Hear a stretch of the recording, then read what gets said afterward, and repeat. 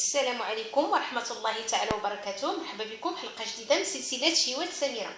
الشهيوة ديال اليوم بغيت نشاركها معكم هي طريقة تحضير لي بغيوش بواحد الطريقة بلا بيض، كنستعملوهم وبمقادير بسيطة وكيجيو هشاش ولذاذ وزوينين هاد لي بغيوش. بالنسبة للمقادير كنحتاج نصف لتر من الحليب، حليب البارد او يكون دافي، المهم ما يكونش في الثلاجة، يكون على حرارة المطبخ. نصف لتر. كنحتاج جوج بطاطات متوسطي الحجم اللي قطعتهم طريفات وسلقتها مزيان حتى هبطات، تكون هاد البطاطا مسلوقه مزيان. 125 غرام ديال الزبده دائبه، نص ربعه ديال الزبده، كاس ديال العنبه ديال السكر حبيبات، كاس صغير ديال السكر حبيبات، شويه ديال الماء الزهر، قليل من الملح، الدقيق حسب الخليط، الدقيق الابيض على حسب العجين شحال هادي ياخذ ليا العجين.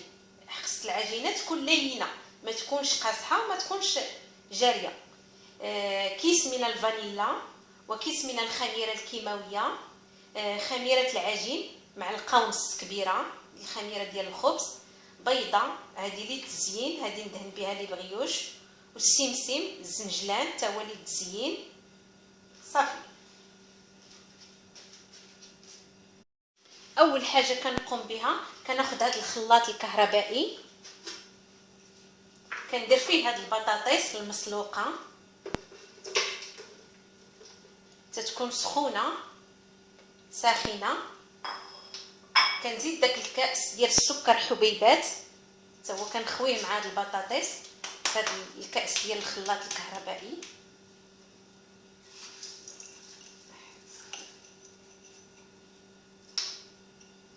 من بعد تنخوي داك شويه ديال الماء الزهر،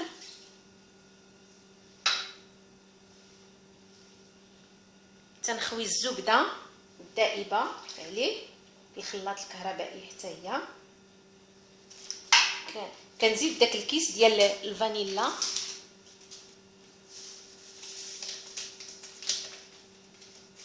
والخميره ديال الخبز حتى هي كنديرها حتى هي في الخلاط الكهربائي.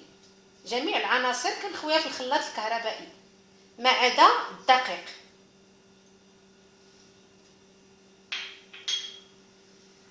الملح حتى هو، والحليب،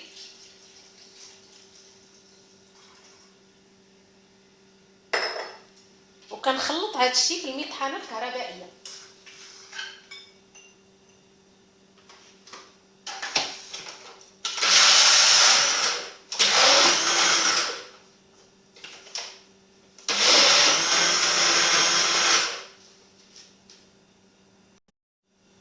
من بعد ما خلطت هاد العناصر جيدا في هذا الكاس ديال الخلاط الكهربائي، دابا كنخوي هاد العناصر في العجان، كتولي لي بحال الكريمه ملي كنخلط هاد العناصر. وكنبقى نزيد الدقيق شويه بشويه على هاد العناصر والخميره الكيماويه في نفس الوقت. غنديرها في العجان باش نعجنها. دابا غادي نبقى نزيد الدقيق وانا كنعجن،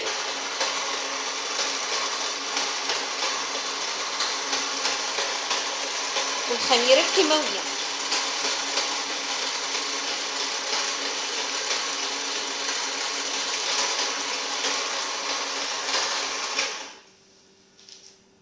حتى تولي عندي العجينه لينه.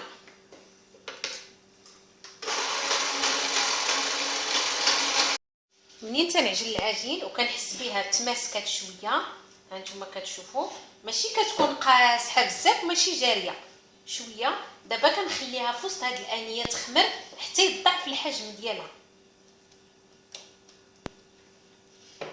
نغطيها بشي بلاستيك ونخليها حتى يضاعف الحجم ديالها.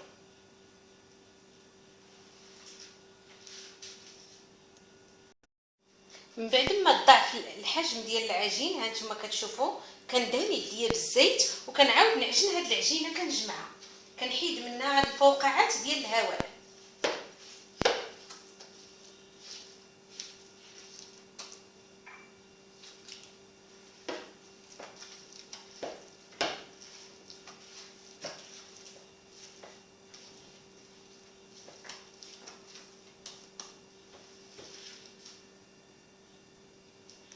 تندهن يدي بالزيت وكنحاول نصنع كويرات صغار هكا على هذا الحجم. هي العجينه راه خفيفه. كندير الشكلاط هكا طرفت الشكلاط من التحت وكنحاول ندخلو لداخل.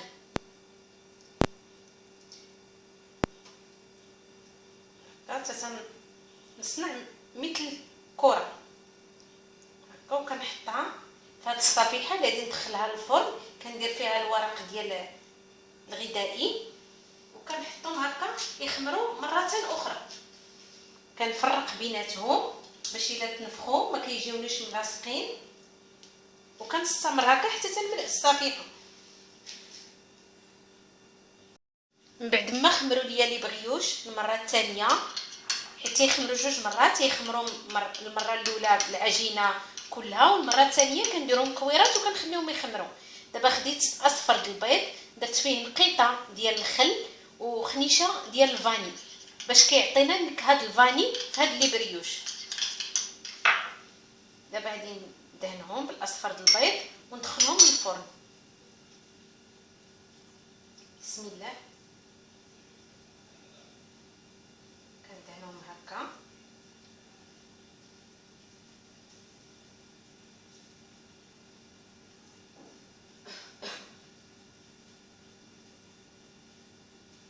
قلت لكم هذا الاصفر البيض راني زدت معاه خنيشه ديال الفاني وقطره ديال الخل. هكا كنستمر كندهنهم كلهم.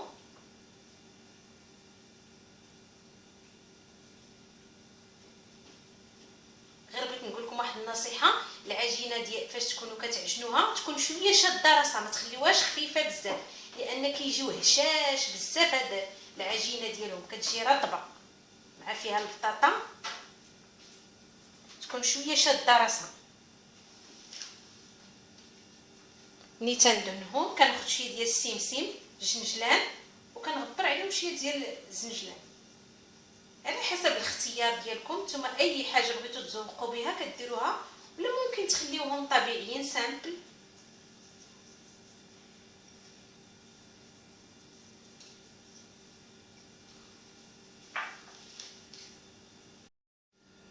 هذا هو الشكل النهائي ديال لي بغيوش من بعد ما خرجتهم من الفرن.